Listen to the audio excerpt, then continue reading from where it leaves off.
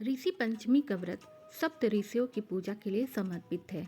यह मुख्य रूप से महिलाओं द्वारा किया जाता है। महिलाएं इस व्रत को करने से मासिक धर्म के दौरान लगने वाले दोष से मुक्ति पाने के लिए इस व्रत को रखती हैं। हर साल भाद्रपद माह की शुक्ल पक्ष की पंचमी तिथि पर ऋषि पंचमी का व्रत किया जाता है। इस वर्ष यह व्रत 28 अगस्त को है, जिसका मुहूर्त सुबह 11:05 से दोपहर 1:39 तक है।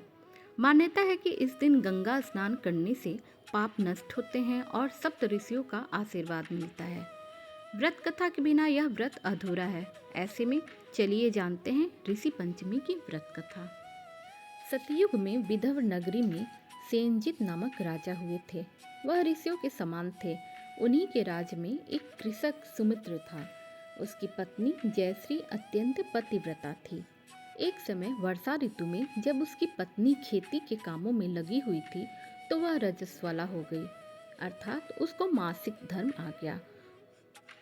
उसको रजस्वला होने का पता लग गया, फिर भी वह घर के कामों में लगी रही।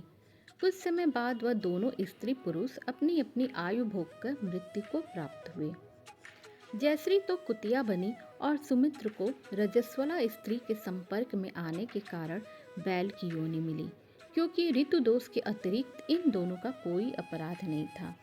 इसी कारण इन दोनों को अपने पूर्व जन्म का समस्त विवरण याद रहा।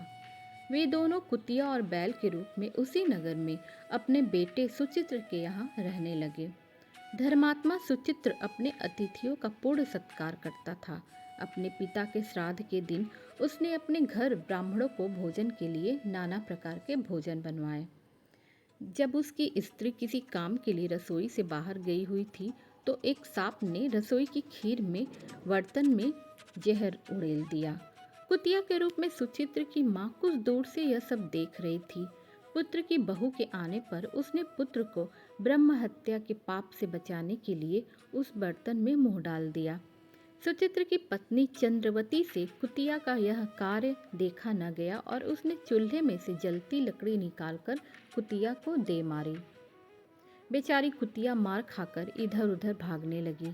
चौके में जो जूठन आदि बची रहती थी वह सब सुचित्र की पत्नी उस कुतिया को डाल देती थी, लेकिन क्रोध के कारण उसने वह भी बाहर फिकवा दी।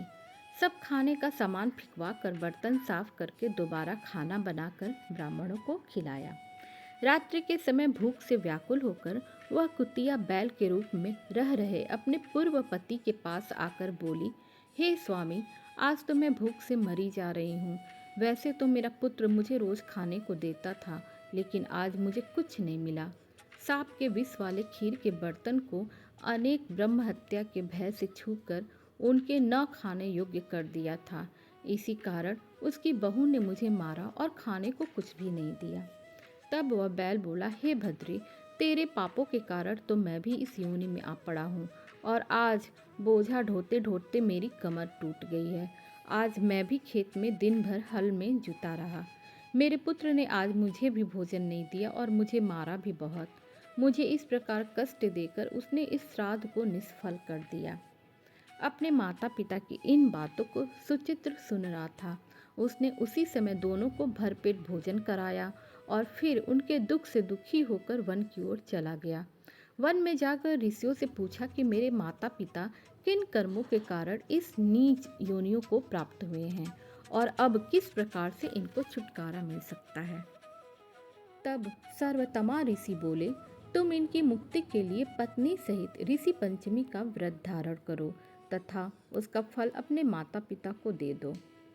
भाद्रपद महीने की शुक्ल पंचमी को मुख शुद्ध करके मध्याह्न में नदी के पवित्र जल में स्नान करना और नए रेशमी कपड़े पहनकर अरुधंती सहित सप्त ऋषियों का पूजन करना। इतना सुनकर सुचित्र अपने घर लौट आया और अपनी पत्नी सहित विधि विधान से पूजन व्रत किया। उसके पुण्य से माता पिता दोनों पशु योनियों से छूट गए। इसलिए जो महिला श्रद्धा पूर्वक ऋषि पंचमी का व्रत करती है वह समस्त सांसारिक सुखों को भोग कर वैकुंठ को जाती है।